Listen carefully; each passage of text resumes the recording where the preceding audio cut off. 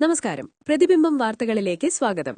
കേരള നിയമസഭാ തെരഞ്ഞെടുപ്പ് 2026ന്റെ നിർണായകമായൊരു തത്സമയ പോളിംഗ് വിശകലനവുമായാണ് ഞങ്ങളിപ്പോൾ എത്തിയിരിക്കുന്നത്. രാവിലെ 9:30 വരെയുള്ള പ്രധാന കണക്കുകൾ പരിശോധിക്കാം. ഇന്ന് ഏപ്രിൽ 9, 2026.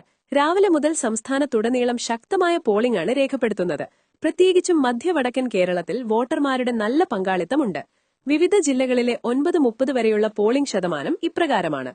വടക്കേ അറ്റത്ത് കാസർഗോഡ് 10.55% രേഖപ്പെടുത്തിയത്. അതിന് താഴെ കണ്ണൂരിൽ 14.36% പോളിംഗ് ശതമാനം ഉയർന്നിട്ടുണ്ട്. മധ്യ കേരളത്തിലേക്ക് വരുമ്പോൾ കോട്ടയത്ത് 16.50% പോളിംഗ് വളരെ സജീവമായി തുടരുന്നു. തെക്കൻ ജില്ലകളിലൊന്നായ പത്തനംതിട്ടയിൽ 16.49% രേഖപ്പെടുത്തിയത്. കോട്ടയത്തും പത്തനംതിട്ടയിലും ഉച്ചയ്ക്ക് മുമ്പ് തന്നെ മികച്ച പങ്കാളിത്തം കാണിക്കുന്നു. ഈ തെരഞ്ഞെടുപ്പിന്റെ ചരിത്രപരമായ പശ്ചാത്തലം പരിശോധിച്ചാൽ 1987ലെ 80.54% ഇതുവരെയുള്ള റെക്കോർഡ്. എന്നാൽ ഇത്തവണ തെരഞ്ഞെടുപ്പ് കമ്മീഷൻ മിഷൻ 85 എന്ന പേരിൽ 85% ലക്ഷ്യം വച്ചിരിക്കുന്നത്.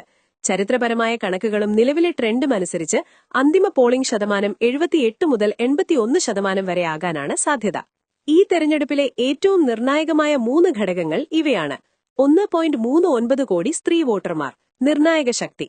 ഇവരുടെ മനസ്സ് എങ്ങോട്ടാകുമെന്നത് പ്രധാനം. ശുദ്ധീകരിച്ച വോട്ടർ പട്ടിക SIR. കൂടുതൽ സുതാര്യമായ വോട്ടിംഗിനായി വോട്ടർ പട്ടിക പുതുക്കി പണിതിട്ടുണ്ട്. ത്രികോണ മത്സരത്തിന്റെ തീവ്രത കൂടുതലായതും പോളിംഗ് കൂട്ടും. വിദഗ്ധരുടെ വിശകലനമനുസരിച്ച് അന്തിമ പോളിംഗ് ശതമാനം 79% കടന്നാൽ അത് ഭരണവിരുദ്ധ തരംഗമായി കാണേണ്ടിവരും. മാറ്റത്തിനുള്ള ആഗ്രഹം.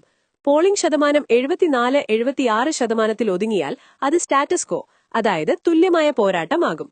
പ്രതിബിംബം ലൈവ് അപ്ഡേറ്റ്സ് തുടരും. കോട്ടയം ജില്ലയാണ് നിലവിൽ മുന്നിൽ. അന്തിമ കണക്ക് 80% കടക്കുമോ? കൂടുതൽ വിവരങ്ങൾ കാണാം.